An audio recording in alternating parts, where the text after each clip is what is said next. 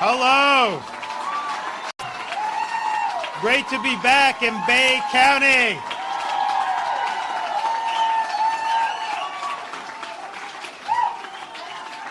Thank you for sending us back for another term, by the way.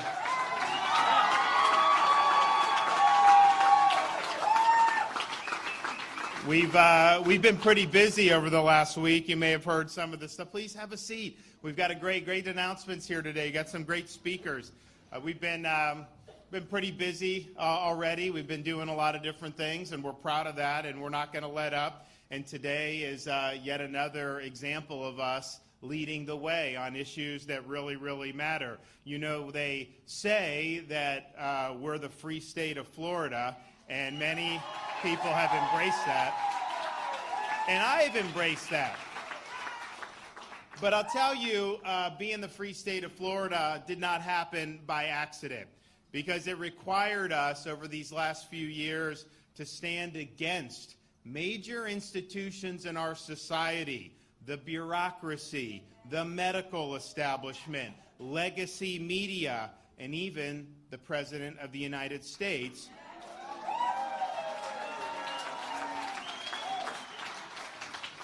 who together were working to impose a biomedical security state on society. They sought to marginalize people who declined COVID jabs by using things like vaccine passports. They sought to prevent people from being able to earn a living if they declined the jab through the Biden employer mandate. They sought to deny children an education if their parents did not want their kids to get mRNA shots. They sought to discriminate against Americans based on vax status by treating them different in their own workplaces. They sought to impose masking requirements on everyone from spectators at sporting events to young school children. And they sought to silence medical practitioners who followed the evidence and backed the science over the narrative. And the fact of the matter is, they had a lot of momentum. They brought a lot of power to these fights, and they would have won, except for the fact Florida said no.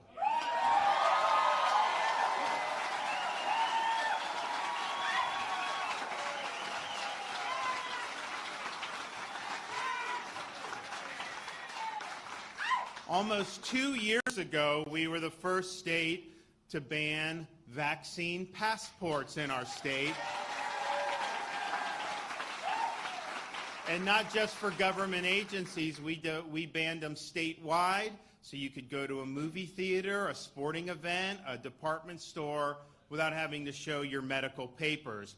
We also called a special session of the Florida legislature to ensure that Floridians' livelihoods were protected. We banned mandates in the workplace for COVID shots because nobody should have to choose between a job they need and a shot they don't want, and we ensured that was the case in law. We also were one of the first states, if not the first state, to prohibit schools from preschool all the way through our universities from requiring COVID shots of students.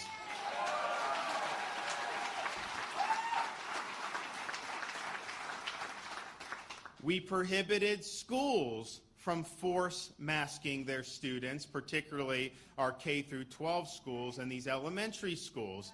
We also kneecapped mask mandates imposed by local government, and we granted clemency to all Floridians who were penalized by local government mandates. Maybe not as much here, but you had places like Broward where they wanted to put gym owners in jail because they didn't make the gym people mask. Well, we said not on our watch, and we made sure to protect them.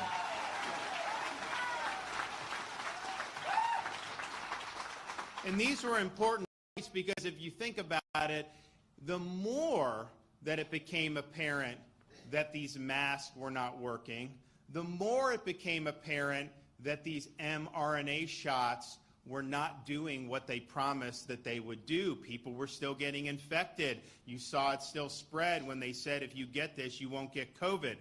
As that was happening, you would think that that would be a reason for them to do less of this coercion. But in fact, they doubled down and tried to do more of this coercion. And you even had the President of the United States attacking people for not getting the mRNA shot. They were attacking people who had already recovered from COVID and had natural immunity because they did not recognize such immunity. They were not following the science. And so even today, you still have in place Biden's vax mandate for foreign travelers flying in to the United States. And you think about it, and Joe Ladapo can talk a little bit more about it, like almost every study now has said with these new boosters, you're more likely to get infected with the bivalent booster. So what possible reason could you force that? And we're one of only a few countries in the entire world that imposes that. I don't even think China imposes that anymore.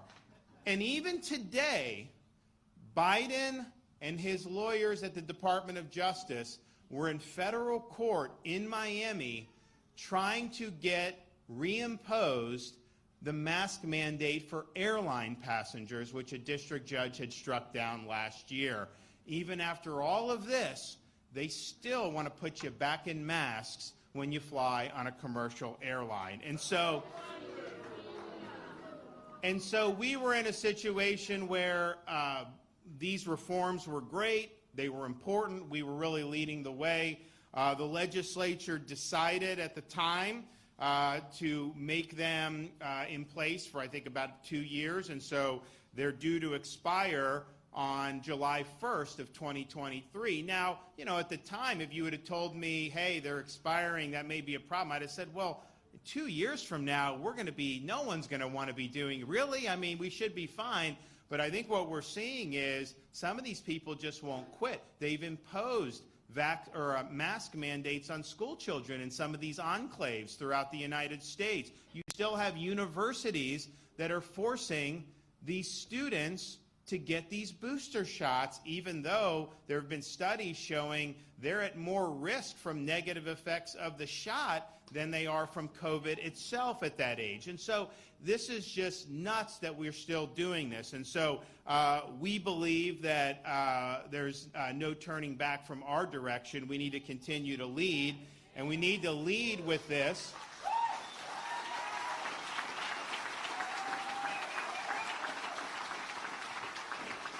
We need to lead with this by making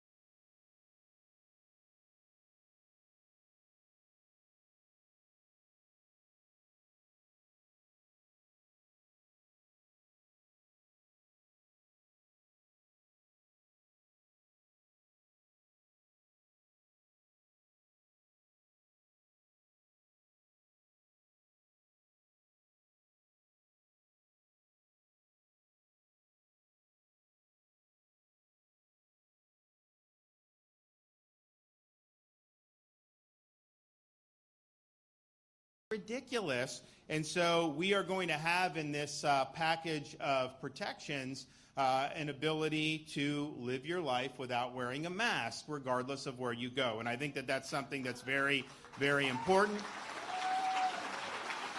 There still, to this day, has not been a randomized controlled trial study showing that cloth masks stop COVID or reduce COVID. Not after all this time, when you had all the hysteria about it, when it became basically almost like a religion for some people, you still haven't been able to produce the evidence, and that's because for 100 years, nobody really thought that that would be something that would work. It was only with COVID that people started to change. So it's basically mandating somebody to do a booster and then treating them different in the workplace with discriminating against. It literally will take people. If you have the booster, you can eat lunch normally. If you don't, you got to be segregated in the corner for not having the booster. Maybe they make you wear a mask, all this stuff, even though the boosted person is more likely to be getting it. So it's insane, it's irrational, and so no discrimination on this vax status. No requirements of masking in lieu of vax or for any other reason, and those are really, really important. You know, sometimes you just have to say, enough is enough, and you think you'd be enough, but you still see it all over this country. The other thing that we're going to do, that we worked with the legislature last legislative session to do, and Joe Ladapo and I were very supportive of, the legislature decided not to pass this in the end. They will pass it this year. I've already talked to the leadership.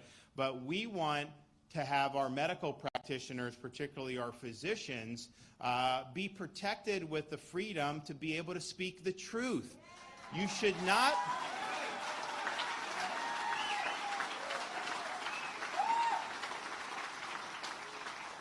You should not be in a situation like in California, where if you buck the medical establishment, if you dissent from conventional wisdom, then they can even take away your license to practice at all. No, in Florida, we want to protect people's ability to follow the evidence and to choose evidence over narrative. And unfortunately, we've seen a lot of these institutions, including many medical institutions, become very politicized.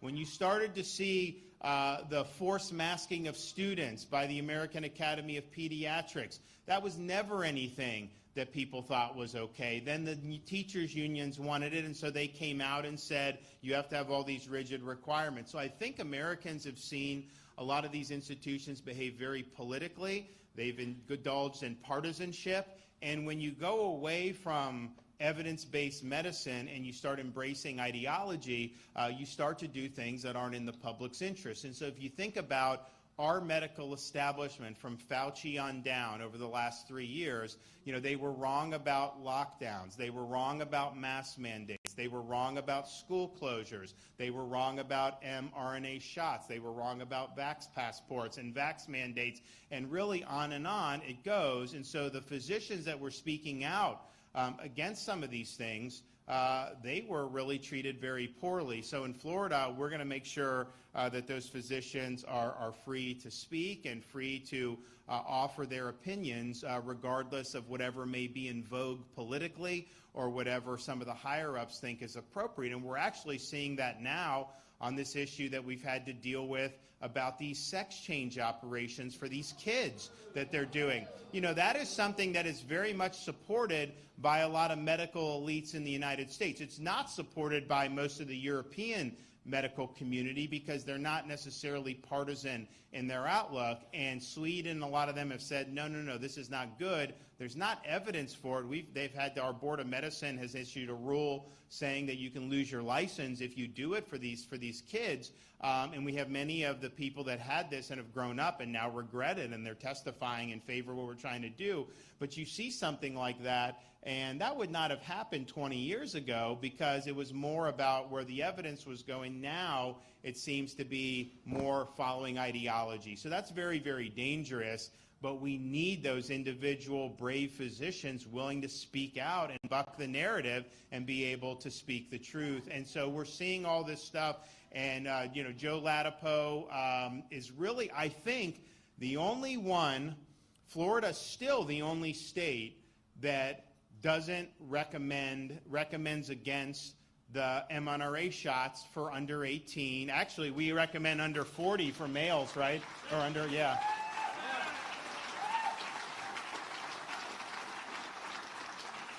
When they came out with the baby jabs for the 6-month-old, Joe, we just said we're not doing it. So the health department has never had any of the baby jabs.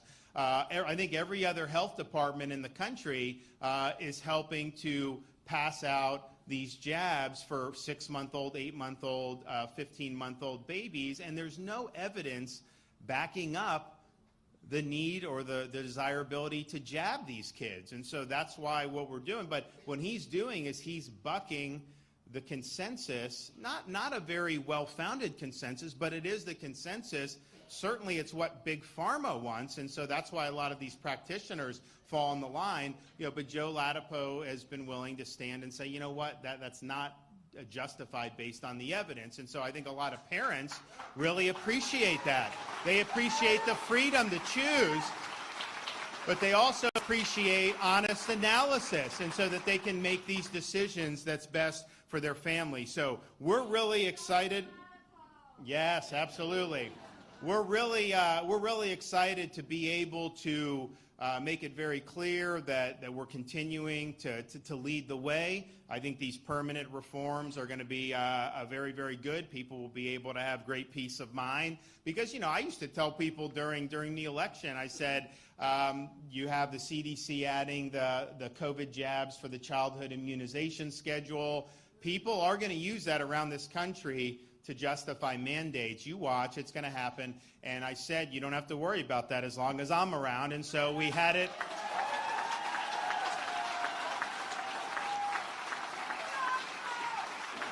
So we're now being able to make good. We obviously did that. We've prevented it in Florida, but now it'll be a permanent feature of our law. And so I'm really excited about what we're going to be able to do and what we're going to be able to accomplish. And we're going to continue to lead the way on all these different issues. I'm also really happy to be joined by, as I mentioned, our Surgeon General, Dr. Joseph Ladapo is here.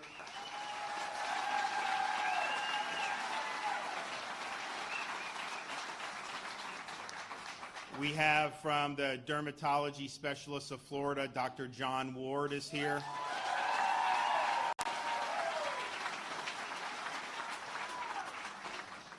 We have Deidre Long, who's going to talk about health care and how they treated the shots for the employees, and she's going to explain her ordeal. We have Lauren Phillips, a mother that's enrolled, that has children enrolled in private school and can talk about some of these issues. And then Dr. Tim Boyette, radiologist here from the Panhandle. So first, we will hear from our Surgeon General, Dr. Joseph Ladapo.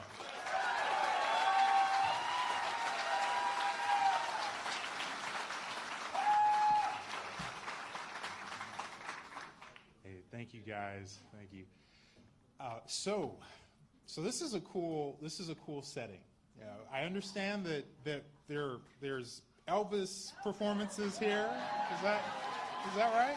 So this is a pretty cool setting. This is fun. Yeah, this is a fun setting. I think there's going to be an after party after the event.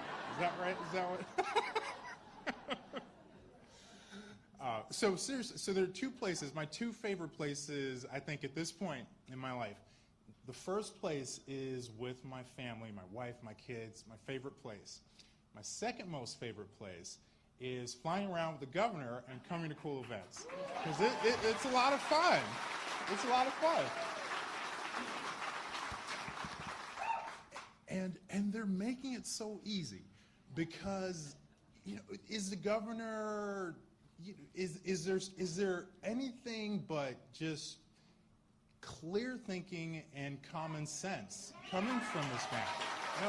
They're making it easy.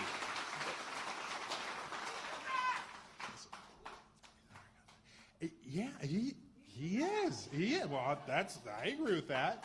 And it is true. It is all of these crazy ideas, whether it's the lockdowns or the mask mandates or the vaccine mandates or the you can't have you can't cook with gas, you can't use fire, whatever it is, right? It's all these crazy ideas, and then Governor DeSantis gets to say, no, that doesn't make sense, and he does it in a way we have fun. And it's just, I mean, it's like they're trying to make it easy, right? Well, so I'm happy that we have a lot of consensus around this new legislation to really codify more common sense in Florida, and I mean honestly I can't thank the governor enough, because there's no other state that's doing anything like this, and this is important.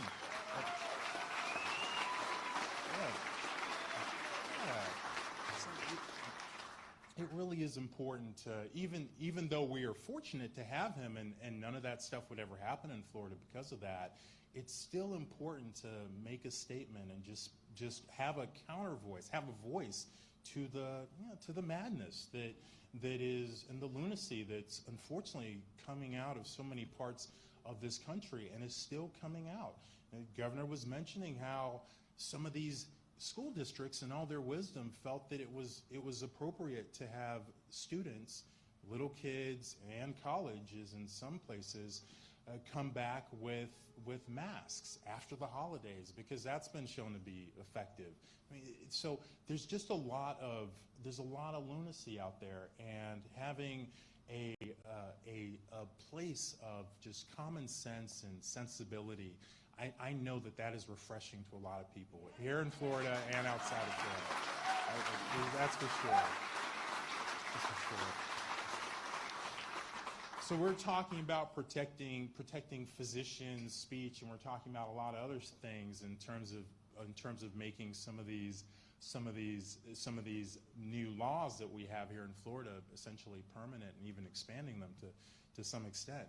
And one of the things about speech, and which just makes the things that are happening in California even crazier, and that they've done the opposite. They've passed a law now that restricts physician speech and says physicians can only say certain things about COVID-19 of all things. So physicians can make up whatever they want about influenza or whatever other health condition.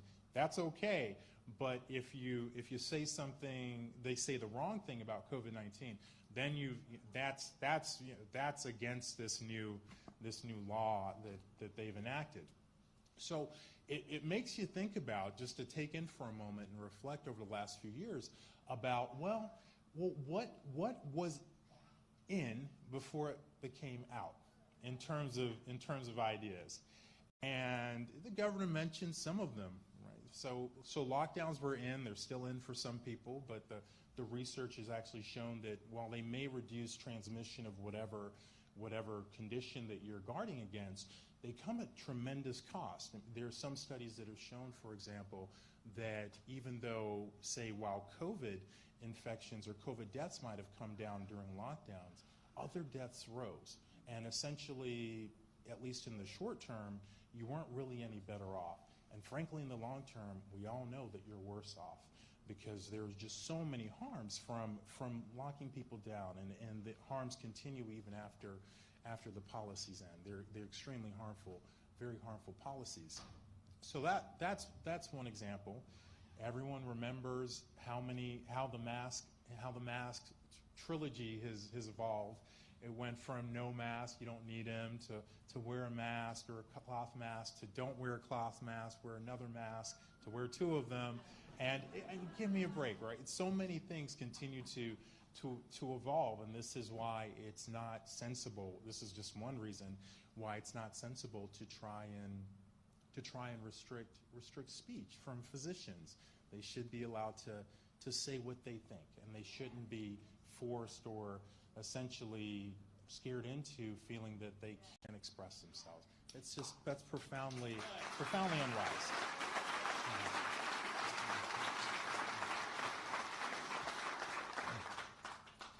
and then there are other areas too where there ought to be room for diversity of opinion. So I thought of this as I was listening to the governor. I thought of this. So I'm going to do an informal survey here.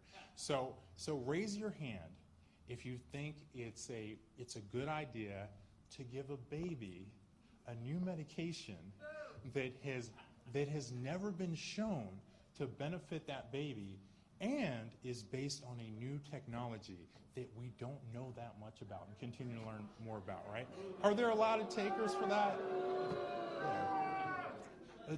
But that's what it is to take your baby and to have the government, to have CDC and FDA tell parents that they should inject their babies with mRNA shots. That is exactly what it is, right? Never been shown to actually improve the health of a baby or a child. With high quality data, it's never been shown. It is totally new technology in humans, folks. And these people, they're always relentlessly trying to rewrite both history and reality, right? Oh no, I read these articles about people where journalists and scientists would say, oh, it's not a new technology, we've had it for many years. Folks, this is the first time in history where we are using this technology widely in human beings. And previously, there were a few human beings essentially in clinical trials where it was used. So it is a new technology. You're telling people to put it in children, and you've never even shown the children to gain from it in terms of an actual health benefit. That's the land of crazy. You know, Florida is a land of sanity, and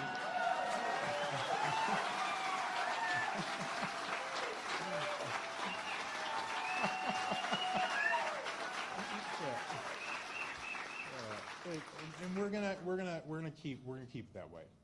I'm gonna add one other thing. So just I was thinking about things to say. I'll pick this up. I was thinking about things to say. I almost can't make up my mind up. But I feel compelled, and I didn't think I put this out of my mind, the mask stuff, because I figured by now most people would have abandoned it. But they just keep trying to resuscitate it. I was reading some articles. I was reading an article the other day where this writer is telling people that they should demand that their doctors wear a mask, and because who wants to have someone else's breath on them and this and that and da da da.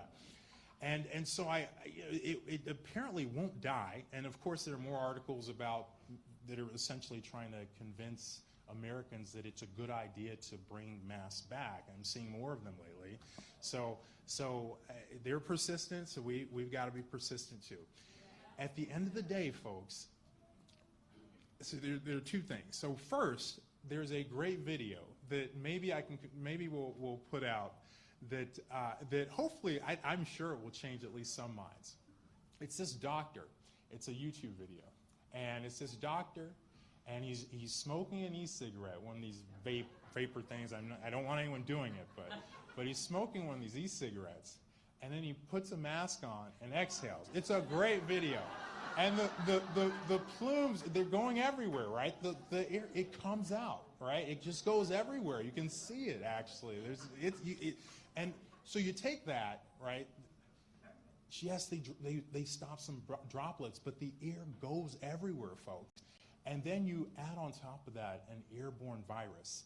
And scientifically, it doesn't make sense that it would be an effective strategy to use, right? But then, say if that doesn't convince you, you look at the clinical trials that have been done during the pandemic. And the high-quality ones, they show no benefit. There's basically no benefit that's been shown to wearing these masks around in the community. And that's the truth. So the studies where my colleagues often claim show that the masks are making a big difference and stuff. These are all lower quality studies. None of the clinical trials have shown this. So it just, let's keep trying to be healthy and eat well and exercise, put good stuff in our bodies, get outside, get vitamin D, keep moving, take care of each other, love each other, and also be in an environment where we're loved. let's keep trying to do those things. These masks, just say bye, okay?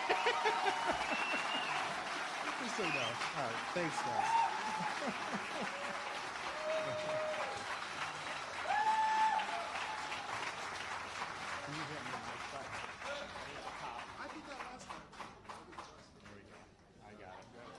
All right. I do want to recognize I did not at first. Our Chief Financial Officer, Jimmy Patronis, is here.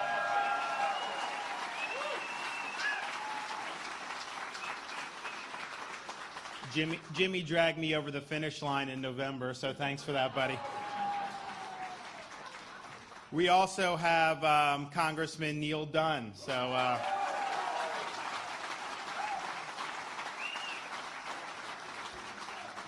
And you know, when Dr. Ladapo is talking about the ability for physicians to speak the truth, it's really important, because I remember one of the things that we had to come in and ban. Well, I did an executive order saying no school forced masking for school kids. I had some of the liberal districts fight me. We were in court on all that. But, you know, there were districts that had been doing it prior to me doing the order, and even from conservative areas, and they basically said, well, this is what CDC's telling us to do. And they didn't have other authorities to be able to rely on, so that's why they were doing it. They didn't necessarily, some of them didn't really even want, but they didn't feel like they had any medical evidence to do the opposite. And that's because a lot of people weren't speaking out. More and more people started to, but when we came in and did that, you know, there was a lot of hooting and hollering in the media and all this other stuff. The reality is, you know, we were right to do it, but there was not a lot of kind of expert opinion being willing to say that. Now they will say that. They will say the kids had problems learning, speech, all this other stuff. But a year and a half ago, they were not saying that. 2 years ago, they were not saying that. And so that's why it's important, because you get this echo chamber, and it gets put out there as if it's so authoritative, and then that affects how people behave, and it affects how institutions make decisions from schools on up. So I think it's really, really important, and I think we look back at CDC over the last few years and how much credibility they've lost with their partisanship and their ideology, displacing really strong evidence-based analysis. And yeah, I don't know if it could ever get better, but I think it's really been very revealing for a lot of people. So we've actually created, with a lot of eminent scientists from around the country, our own organization here in Florida that can provide that type of authoritative response to some of the things the CDC and others are doing. And so if that would have been in place, that could have helped school districts around the country be able to have a lot of intellectual heft behind some of these really, really important policies. Okay, here to talk more about free speech for physicians is Dr. John Ward.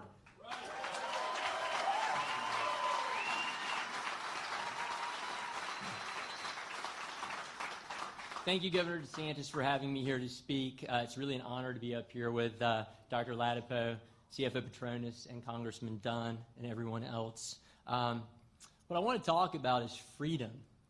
And freedom is something that for most of my life I've taken for granted.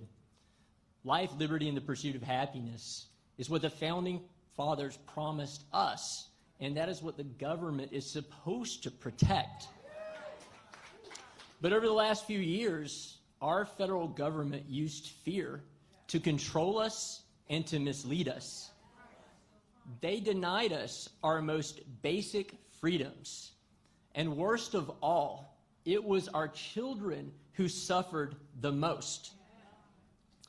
What we've learned from the revelations of the Twitter files, beyond a shadow of a doubt, big tech, big pharma, and Big Brother work together to silence the voices of doctors and medical scientists who tried to lead our country in a different direction.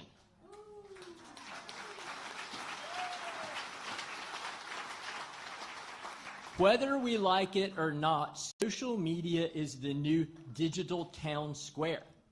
And if you showed up to that town square and said, masks don't work, and they've never in the history of medical science shown to stop the spread of a respiratory virus, you were put in lockup. If you wanted to say that young people are at very low risk from any ill effects from COVID, but new mRNA shots have real risks with serious complications, you were labeled a spreader of misinformation.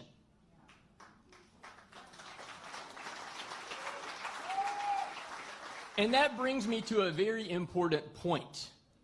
What is misinformation? And who gets to decide what misinformation is?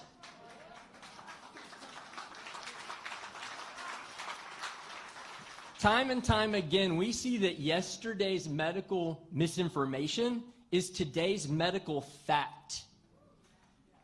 And this country and our federal government allowed a credentialed class of unelected bureaucrats and woke elites decide for us what we could think. These people said that children should have absolutely no choice in whether or not they sat in a classroom all day long covered in a dirty mask. Yet these same people think those same children can decide that they were born into the wrong bodies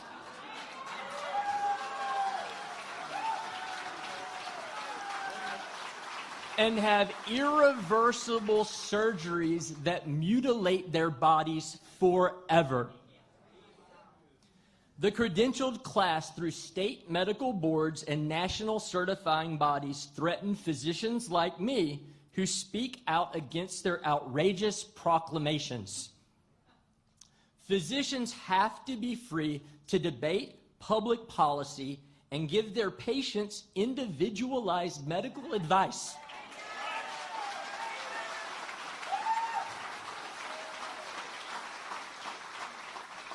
And Governor DeSantis supports the strongest free speech protection for physicians in America.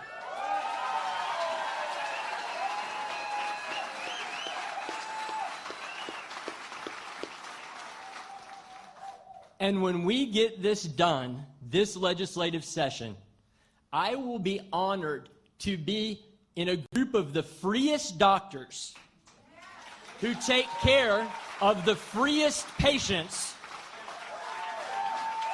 in the freest state in America. Thank you.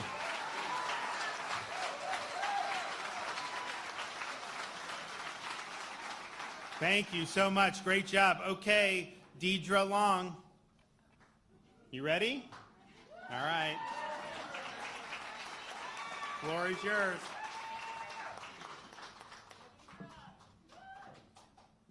I don't have a fancy book, so. All right. Hi, my name is Deidre, and I'm a proud mom of 2 plus a bonus kiddo. I was a surgical tech in the OR, and mandates forced me out of healthcare. I was very sick with COVID in February 2020 and suffered from long COVID. Because of this, the doctor strongly urged me to take the jab. I even set up appointments just to discuss that subject. Ultimately, the decision was made for me as my new job forced the jab despite the fact that I worked from home. My life changed after my second dose of Pfizer. I suffered left side facial paralysis and body weakness. At first, I had difficulty getting words out, and then it progressed to stuttering and slurred speech. My arms and legs began to jump and jerk and felt like they were on fire all the time. I had head pain so severe that I could no longer listen to my children's laughter or singing without pain and convulsing, and my beautiful kids feeling guilt.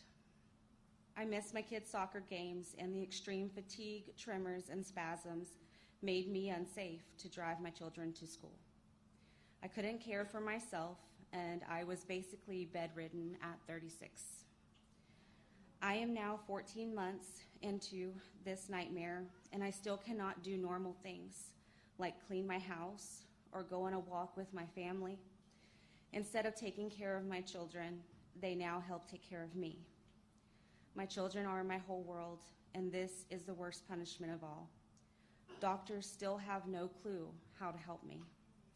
I face the real trauma of being gaslit and dismissed with every new appointment. When I cry out for help online, I am silenced. I got the jab to keep my job, and I can no longer work. We are real people. We are not disinformation, and we are sadly not rare. Thank you, Governor DeSantis and his team, for their diligence to give a platform for truth and freedom of informed consent, to help not just Floridians, but the many injured across the country to be seen, heard, and believed. Only then can true healing begin. Thank you.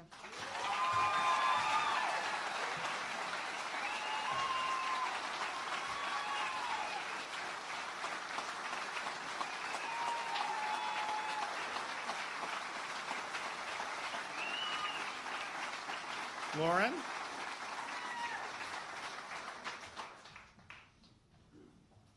Goodness, I am so sorry to hear Deidre's story. My name is Lauren Phillips. I am a nurse anesthetist, so I spend most of my days in the operating room. I'm a mother of 4, very soon to be 5 children.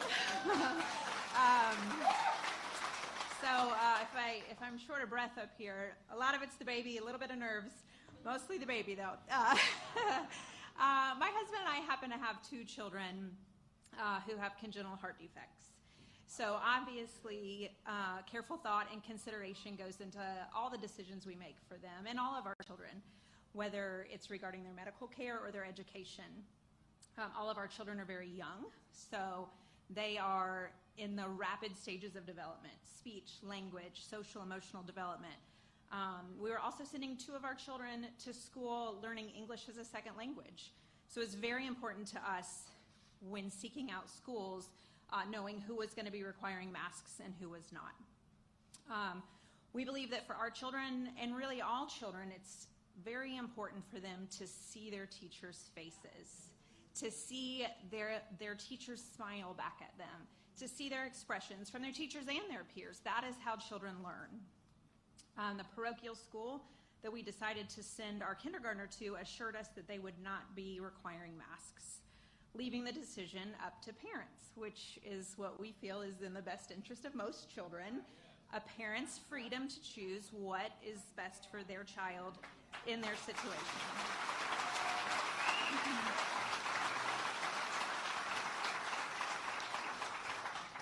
Unfortunately, 2 days after school started, we learned that the school would now be implementing a mask mandate regardless of a parent's wishes. To say we were angry and frustrated is an understatement. Any attempts to speak with school administration regarding real data on the extremely low transmission rate to children, or any case about mask choice or anything, what just fell on deaf ears. We felt really completely disempowered as parents. We didn't know our sons' teachers. We didn't know their peers. We were not allowed to step foot on campus. In a kindergarten environment that should be fun and carefree, instead, there were partitions between each of the children's desks, masks on everyone's faces, and now this burden of fear and anxiety was placed on our children. I think a lot of parents would agree with me that these early years in education, preschool, kindergarten, first grade, are some of the most special and sweet times with your children. Well, for parents and children, actually. Their Christmas programs, their muffins with mom, school mass, and we missed out on all of it. As we all know how fleeting time is, it's honestly devastating as a parent to know that we'll never get that time back with our children. We understand that there was a lot of fear and panic with regards to COVID, but it's exactly in those times of fear that we need strong leadership. Leadership, not to cave. Yes.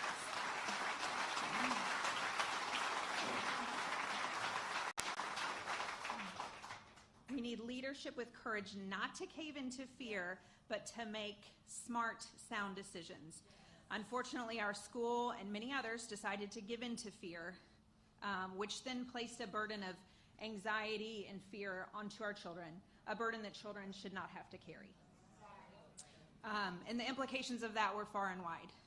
Luckily for the state of Florida, Governor DeSantis did not give in to that fear and panic.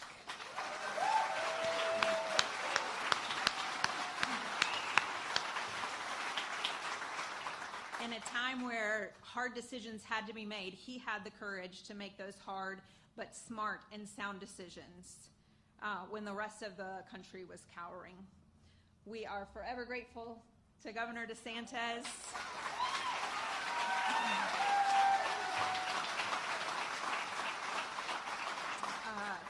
For his courage to protect our freedoms that our veterans fought with their lives to protect.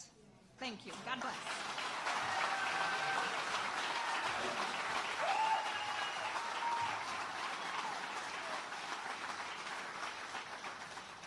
Okay, Dr. Tim Boyette.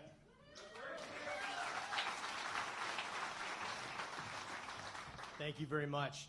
Governor DeSantis, thank you for your courage and boldness.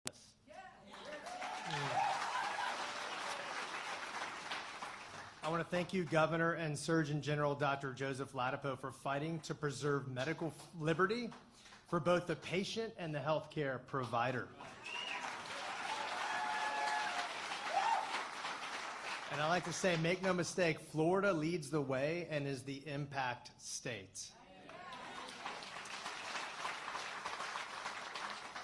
Funny story, driving here in Destin, we stopped at a coffee shop and someone noticed my tie and said, hey, you've got a nice tie. And it's 3 young people that were working at the coffee shop and they kind of asked where I was going. So I said, I'm getting a chance to meet with the governor in an hour. And you'd be shocked. Their eyes opened up and a countenance of joy and hope came upon them. I promise you this.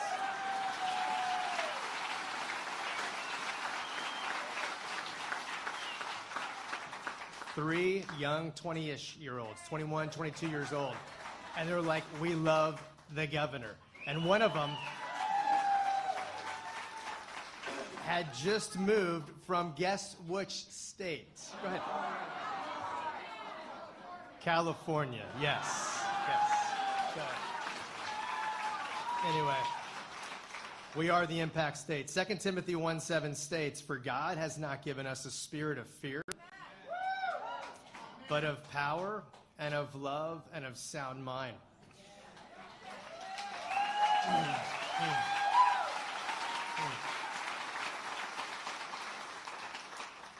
Mandates and policies based upon federal health officials' recommendations over the past few years have left many feeling powerless, angry, and confused. So, however, these challenging, seemingly upside-down years have brought many of us, including myself, closer in our faith with our Heavenly Father. And I want to encourage you, in recognition of that, encourage you to reach out and call out to Jesus and seek first the kingdom of God.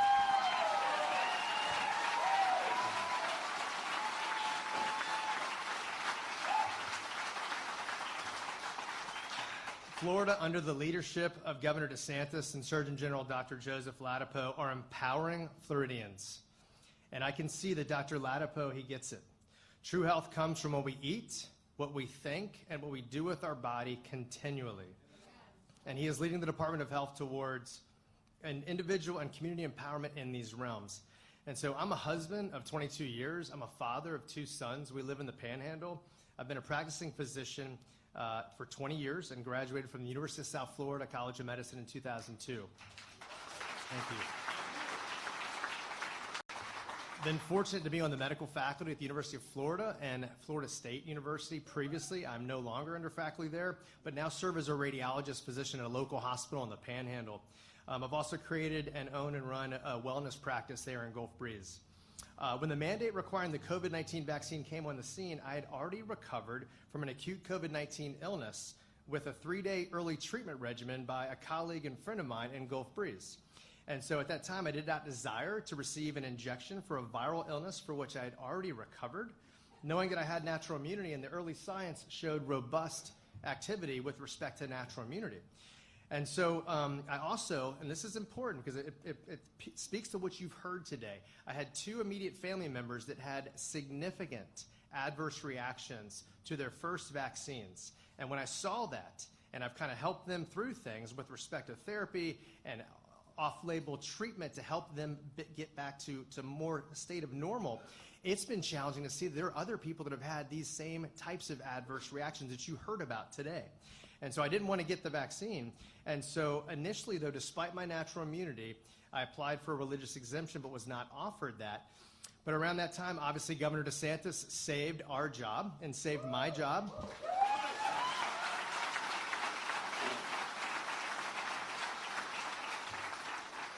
He stopped vaccine mandates, and he saved hundreds of my other staff jobs there in the Panhandle. And I just can't thank you enough for that.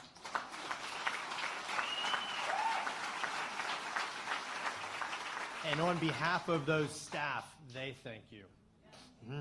To be clear, the mandates were originally put in place because authorities originally believed, 1, that they were safe and effective. These vaccines were safe and effective. 2, that they would reduce transmission significantly. And 3, that there was no effective outpatient early treatment protocol. Since then, evidence is amassed showing that none of these 3 presumptions are true. Regarding early treatment, because of my early experience getting COVID and being treated with a 3-day treatment regimen that actually worked well in me. Of course, it doesn't work great in everyone, and you may need to continue treatment, but I decided to start treating acute COVID patients, and we've treated 160 COVID patients acutely. We've had 0 deaths and 1 hospitalization.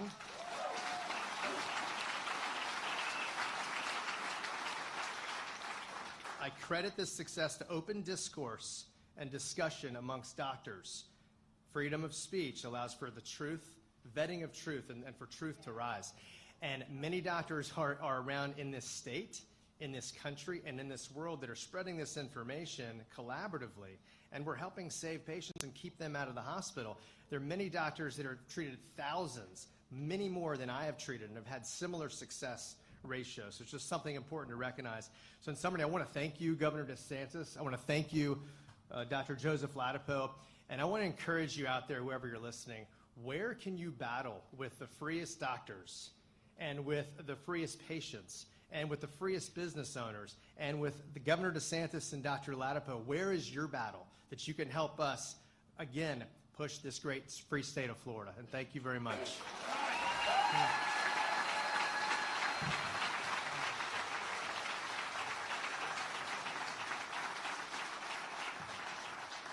Thank you so much. We really appreciate it. You know, the thing is, like, one of the things, I think part of it was medical freedom, but when COVID came, it was like the medical authorities did not want to look at treatment of it. They were saying, okay, wear a mask, don't leave your house, this, then on the vax, take mRNA shots, and I had to roll out, a couple years ago, a year and a half ago, I had to roll out these early treatment sites with monoclonal antibodies for people. And I got attacked for doing that. You know, they attacked me for doing this. Said, well, if you want to treat people, you know, that somehow that I didn't want, you know, it was odd. But why would I need to be doing the early treatment? I mean, honestly, I'm a governor. Like, the medical community should have been doing this. I mean, seriously.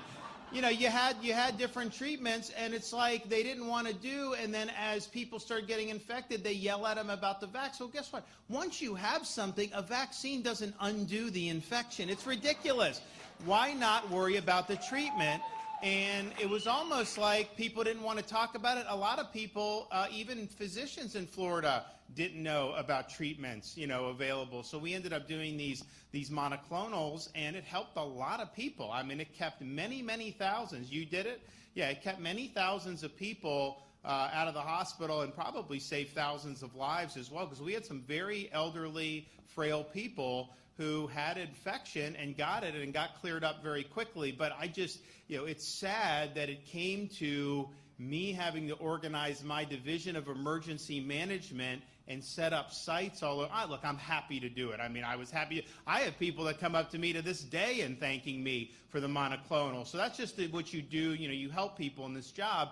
And I was happy to do it because there was a need for it. But, man, this should have been something that people were getting right at the beginning of this. And that just wasn't what happened. And so I think part of it is this groupthink and trying to push an agenda. So what we're doing here, I think, is going to have really positive ramifications, not just now, but far into the future. Okay, last, but certainly not least. Well, actually, since he's from Washington, maybe least. A lot of issues.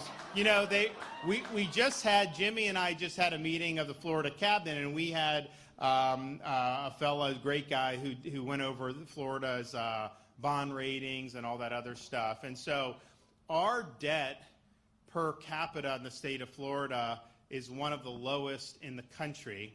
If you calculated how much debt each Floridian, you take Florida's debt and apply it to each Floridian, it's like, what, $764 per person is what you would owe for our debt. Compare that with the federal debt, which is $31 trillion. That's like, what, $91,000 for every American to be able to do our debt, and that's more than most people make in an entire year. And so you see that the debt nationally is bigger than the entire economy is. In Florida, our GDP, if we were our own country, I think we'd be 13th biggest economy in the world now. It's over $1 trillion. Our debt is what, like 20 billion? $20 billion. So it's like 1.5% or something, our debt to GDP ratio. U.S. government is like 140% debt to GDP ratio. So, you know, you think about, like, policy does matter. Doing things, making sound decisions does matter. And if you look at what they did over the last 2 years, you know, with Biden, but also with Pelosi and Schumer,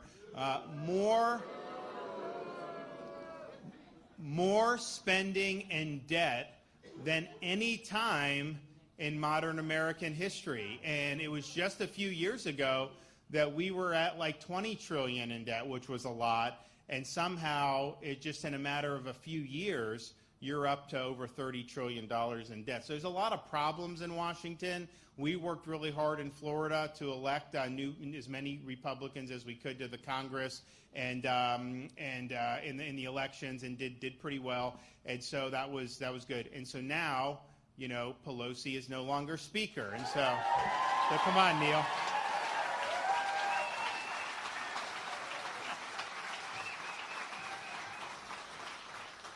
So it's great to be here. It's a great honor to be here.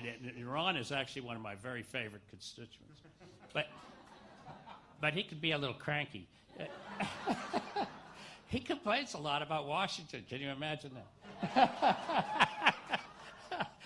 But no, I can't thank you enough. But no, he's really done an outstanding job of protecting freedom for everybody in the state of Florida, but nobody is more grateful for you and should be more grateful to you than the medical care professionals who have finally been allowed to give some voice to this and have had free opinions. Thank you so much. And thank you, Dr. Ladapo, for your words about common sense. For the love of God, common sense. You know, you've done a great job thinking your way through this. Keep up the good work. Keep up the good work. I want you, give it up to them. Give it up for both of them.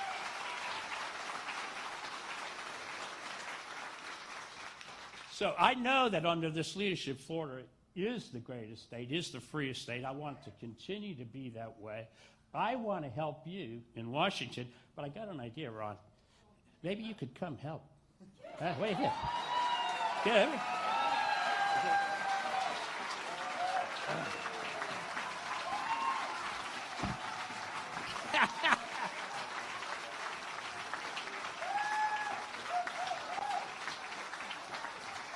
All right. Well, we're excited to be able to prescribe freedom. We look forward to being able to work through these many issues in the upcoming legislative session.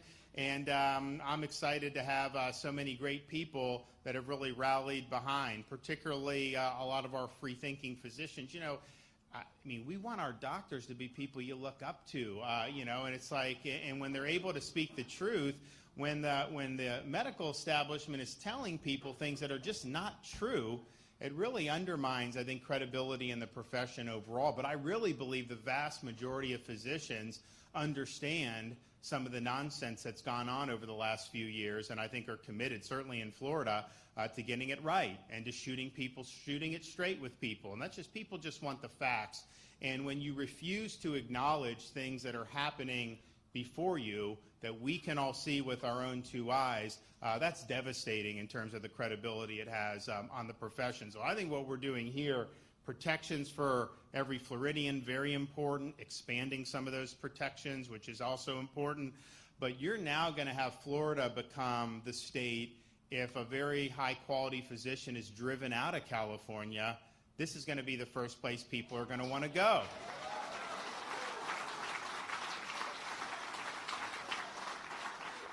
And so just remember, these things don't happen by themselves. It requires a lot of hard work.